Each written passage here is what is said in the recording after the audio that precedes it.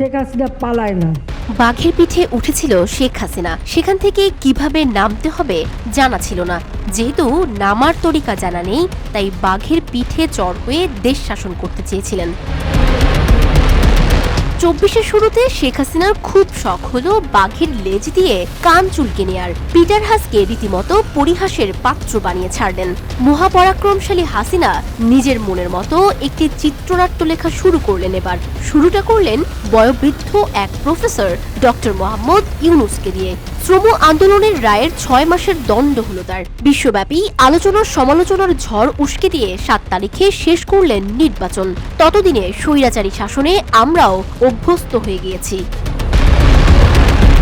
দেশের বৈদেশিক রিজার্ভার ক্রমবর্ধমান মুদ্রাস্ফীতি ও মূল্যস্ফীতি সত্ত্বেও কোনো এক অজানা কারণে মানুষ ছিল শান্ত, যেন আওয়ামী লীগ সরকারের ভুয়া নির্বাচনের চিরকাল ক্ষমতা ধরে রাখাটাই স্বাভাবিক, যেন জনতা শেখ হাসিনার শাসনকে তাদের উপরে নেমে আসা আসমানি গজব হিসেবে নীরবে মেনে নিয়েছে।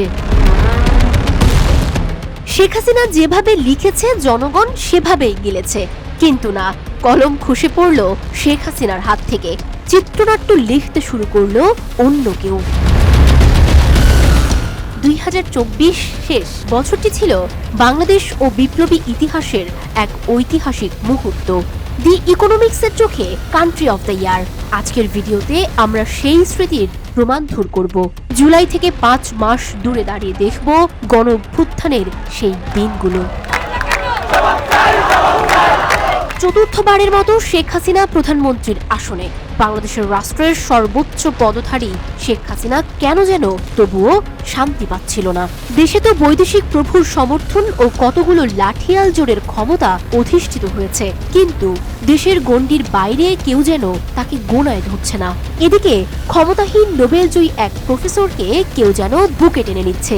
এ সময় শেখ হাসিনার মনে বৃদ্ধ ধারণা জমালো, যেন আমেরিকা তাকে সরিয়ে ইউনুসকে ক্ষমতায় বসাতে চায়। তাই হাসিনা ডক্টর ইউনুসকে মামলা দিয়ে ক্ষান্ত হননি, বরং তাকে পদ্মা নদীতে চুবিয়ে মারতে চেয়েছেন। তাও একবার নয়, ৩বার। পদ্মা সেতুতে নিয়ে যে ওখান থেকে পদ্মা নদীতে টুস করে ফেলে দেওয়া উচিত। কিন্তু তা যেহেতু করতে পারবেন না, তাই আদালতের নামে নাট্যমঞ্চ করার মাধ্যমে ইউনুসকে শ্রম আইনের দোষী সাব্যস্ত করে ৬ মাসের কারাদণ্ড দিয়ে মনের আশা মেটালেন। কিন্তু কে জানতো যে এই ব্যক্তির কাছে হাসিনা ক্ষমতা হারাবার ভয় করেছিল। যেখানে বাঘের ভয়, সেখানে সন্ধ্যা হয়। প্রবাদের কি কাকতালীয় বাস্তবায়ন। চতুর্থবারের মতো সরকার গঠনের পর বহির্বিশ্বে বাংলাদেশের নির্বাচন নিয়ে বিরোধ প্রতিক্রিয়া পরিলক্ষিত হয়। এরপর থেকেই সরকারি ছত্রছায়ায় বেড়ে ওঠা দুর্নীতির রাঘব বোয়ালগুলো ধীরে ধীরে বেরিয়ে আসতে শুরু করে। ৩১ মার্চ ২০২৪ সাবেক আইনজীবী বেনজির আহমেদের দুর্নীতির ফিরিস্তি দিয়েই ইত্তেফাকের রিপোর্ট বেনজিরের ঘরের আলাদিনের চেরাগ। ২ এপ্রিল কালের কণ্ঠ রিপোর্ট করে বনের জমিতে বেনজির রিসোর্ট। উল্লেখ্য, ইতিপূর্বে ২০২১ সালে মানবাধিকার লঙ্ঘন এবং দুর্নীতি দিয়ে বেনজির সহ ৮ র‍্যাব কর্মকর্তার উপর নিষেধাজ্ঞা আরোপ করেছিল যুক্তরাষ্ট্র। ২১শে মে সাবেক সেনাপ্রধান শেখ হাসিনার একনিষ্ঠ লাঠিয়াল জেনারেল আজিজ আহমেদ ও তার পরিবারের সদস্যদের উপর নিষেধাজ্ঞা আরোপ করে যুক্তরাষ্ট্র। ইতিপূর্বে এই সেনাপ্রধানকে নিয়ে আল জাজিরা রিপোর্ট করেছিল, all the prime minister man. সেই রিপোর্টে তারা দেখিয়েছিল সেনাবাহিনীর প্রধানের মতো রাষ্ট্রীয় পদে আসন থেকে জেনারেল আজিজ ও তার সন্ত্রাসী ভাইয়েরা কিভাবে শেখ হাসিনার লাঠিয়ালে পরিণত হয়েছিল। বিনিময়ে শেখ হাসিনা দিয়েছিল অবাধ দুর্নীতির সুযোগ। যুক্তরাষ্ট্রের নিষেধাজ্ঞা শেখ হাসিনার লাঠিয়ালদের কুকীর্তি বহির্বিশ্বের শেখ হাসিনাকে কোণঠাসা করে ফেলে। হাসিনার দুঃশাসনের উচ্চিত মুখ বিশ্ববাসীর সম্মুখে উন্মোচিত হয়ে যায়। অবাধ দুর্নীতি জনতার জন্য যে আর্থিক দুর্ভোগ ডেকে এনেছে, একে একে সাধারণের নিকটও তা পরিষ্কার হতে থাকে। এরপর আসে ঈদুল আজহা, আওয়ামী লীগের জামানার শেষ কোরবানি। সোশ্যাল মিডিয়ার কল্যাণে এক পর্যায়ে দেশ কাঁপায় এক সুদর্শন ছাগল। ইফাত নামের এক তরুণ ১২ লাখ টাকায় কেনে সেই ছাগল। এই টাকার উৎস খুঁজতে রহস্যের উদ্ঘাটন। গুপ্তধনের মতো বেরিয়ে এলো কর কর্মকর্তা মতিউর রহমানের অজস্র সম্পদ। এর মধ্য দিয়ে দেশের প্রতিটি সেক্টরে যেন পচন ছড়িয়ে গেছে, তারই দুর্গন্ধ বেরিয়ে আসতে থাকে। সিন্ডিকেটের কারণে কি করে 2 লাখ টাকার ছাগল 12 লাখ টাকা হয়ে যায়, তার জ্বলন্ত দৃষ্টান্ত সাদিক এগ্রো। জনতা বুঝেনি মুরগির ডিম কি করে সোনার ডিম হয়ে যায়। বঙ্গদেশে জন্মানোর দুর্ভাগ্যকে উপহাস করে হাস্যরসাত্মক পোস্ট আর ভিডিও সংলাপে সয়লাভ হয়ে যায় সোশ্যাল মিডিয়া। নীরবে নিভৃতে রণক্ষেত্র কিন্তু প্রস্তুত হয়ে গেছে।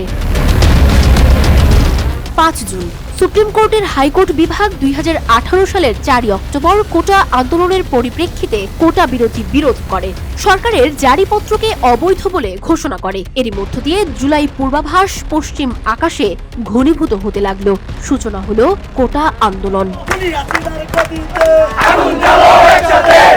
কিন্তু হঠাৎ কেন হাইকোর্ট এই রায় দিল? এটা কি স্বদেশ প্রণোদিত হয়ে নাকি সরকারি নির্দেশে? উত্তরটা পাওয়া যায় 21 জুন।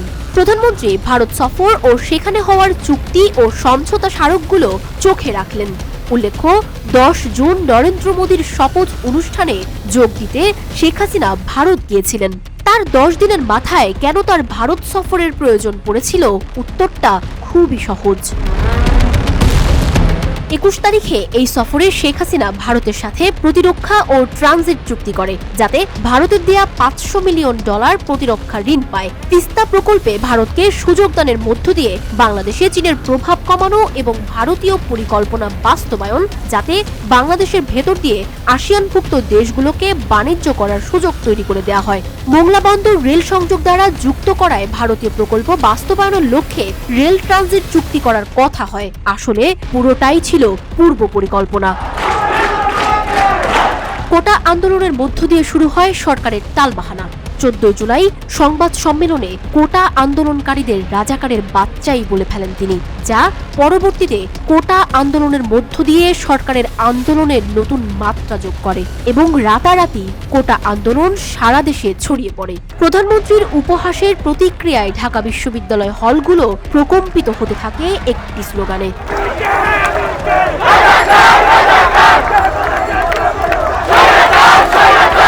ঢাকা বিশ্ববিদ্যালয়ে ফেসবুক ও মেসেঞ্জার গ্রুপগুলোয় সে ভিডিও মুহুর্মুহু পোস্ট হতে থাকে।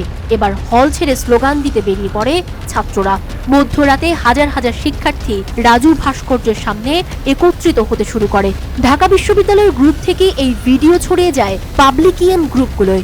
আন্দোলন দানা বাঁধে অন্যান্য বিশ্ববিদ্যালয় ও কলেজগুলোতে। 15 জুলাই ঢাকা বিশ্ববিদ্যালয়ের শান্তিপূর্ণ আন্দোলনে হামলা করে ছাত্রলীগ।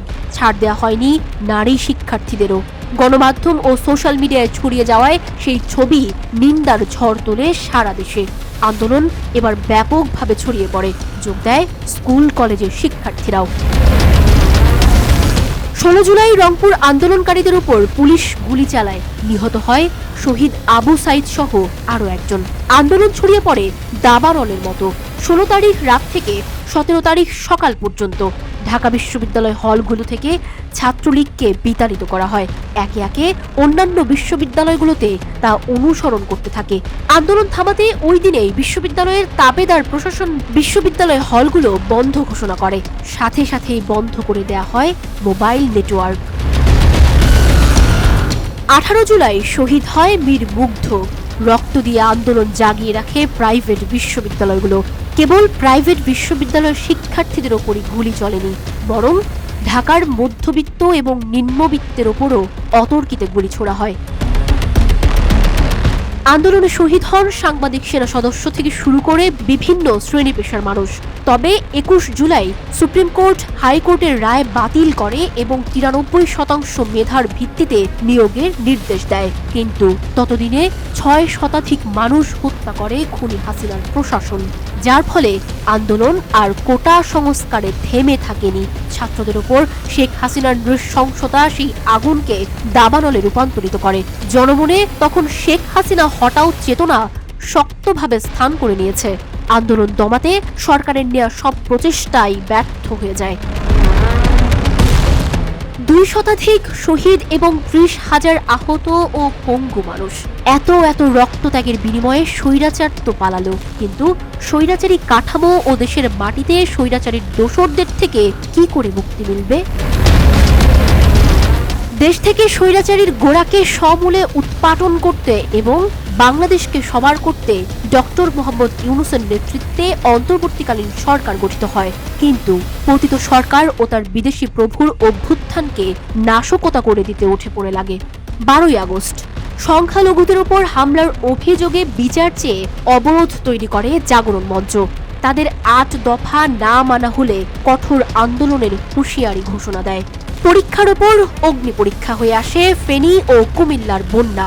টিএসসিতে বৈষম্য বিরোধী ছাত্র আন্দোলনের মানুষ লাইন ধরে দান করতে থাকে।